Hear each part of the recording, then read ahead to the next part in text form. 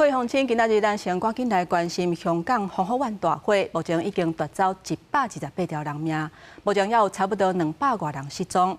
香港警方昨昏拘捕承包商、工程顾问，也有应价分包商等等8个涉案的人士。初步研判，这火有可能是为街楼层的房仔甲玻璃拢的房仔导火，才会拖到遮尔啊凶，造成严重的灾情。 风火湾外口，为少民众点蜡烛悼念罹难者，佮祈求也失踪的人会当平安互救起来。香港风火湾大火烧40点钟才完全控制。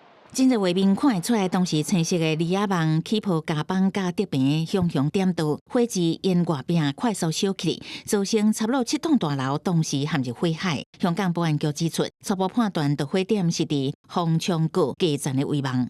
根據而家我哋初步掌握到嘅資料咧。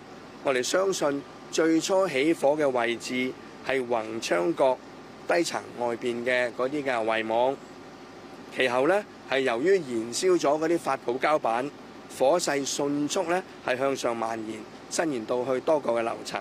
香港廉政公署甲警方同步行動，連續甲工程顧問、邊界分包商甲營造公司主管等8個涉案人帶走，佮查扣真濟時間文件。警方表示，真濟棟建築佇整修期間使用較多的泡棉邊界甲青色圍網啊，部分工人佮互人翕到佇邊界頂懸食薰，好親像這原來是疑點之一。紅葉建築工程公司互人點名，承接3.3億港票的整修工程，不過甲單也無回應外界質疑。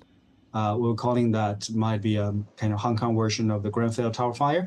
But this one, unlike the Grenfell Tower was the ignition of the insulation boards on the facade. But this one was largely due to the bamboo scaffold folding and other combustible materials during renovation.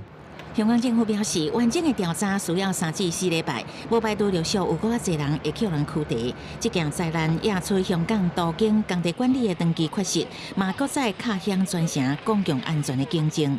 公司新聞鄭偉仁劉選編譯。